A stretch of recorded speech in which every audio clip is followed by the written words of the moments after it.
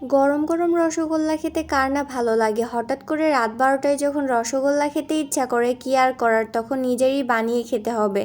So শুধুমাত্র এক cup সুজি থাকলে আপনি এই গরম গরম রসগোল্লা নিজেও খেতে পারবেন।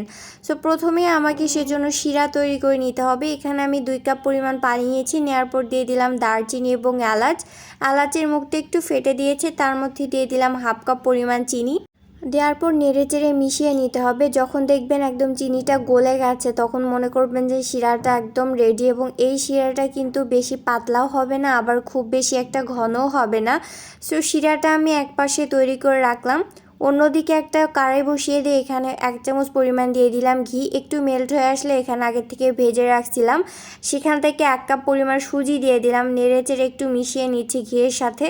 সো মেশানো হয়ে গেলে দেখতে পারবেন এটা একটু ঝুরা ঝুরা হবে। এই সুজিটা আগে থেকে কিন্তু আমি ভেজে রাখছিলাম, সেই ভেজে রাখা সুজিটাই কিন্তু দিয়েছি।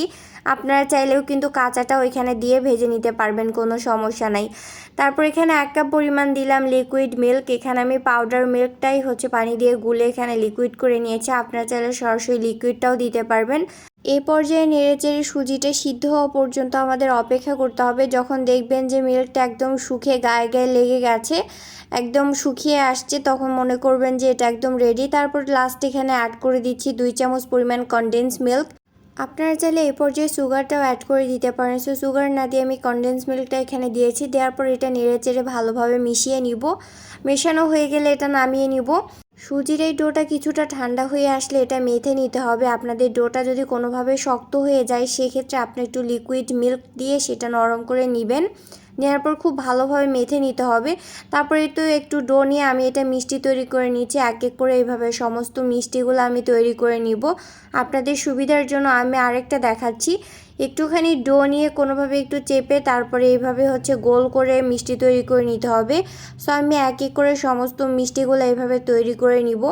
একটু খেয়াল রাখবেন ডোটা কিন্তু নরম করে মিষ্টিটা তৈরি করে নিতে হবে। ডো শক্ত হয়ে গেলে কিন্তু শিরায় দেওয়ার পর এটা আরও শক্ত হয়ে যাবে, যেহেতু এই মিষ্টিটা আমরা সুজি দিয়ে তৈরি করছি, একটু খেয়াল রাখবেন। সো তারপরে তো শিরাটা চুলাতে দিয়ে দিলাম। এই পর্যায়ে চুলার আঁচটা প্রথমে আমি বাড়িয়ে দিয়েছি। তারপর তৈরি করে রাখা আমি মিষ্টিগুলা দিয়ে দিচ্ছি। এই পর্যায়ে হাই হিটে আমি 10 মিনিট রান্না করে নিব। তারপর চুলার আঁচটা বন্ধ করে সারা রাতের জন্য এটা রাখতে হবে রেস্টে। সকালবেলা দেখব যে এটা খাওয়ার জন্য একদম রেডি। জাল দেওয়ার পর এই মিষ্টিগুলা কিন্তু আরও ডাবল হয়ে যাবে। সো এই তো হয়ে গেল আমাদের সুজির রসগোল্লা। এটা খেতে কিন্তু ভীষণই মজা, অবশ্যই ট্রাই করবেন। ভালো লাগলে ভিডিওটা শেয়ার করে দিবেন, লাইক করবেন, কমেন্ট করবেন এবং আমার ইউটিউব চ্যানেলটা সাবস্ক্রাইব করে দিয়ে পাশে থাকা বেল বাটনটা অন করে দিবেন।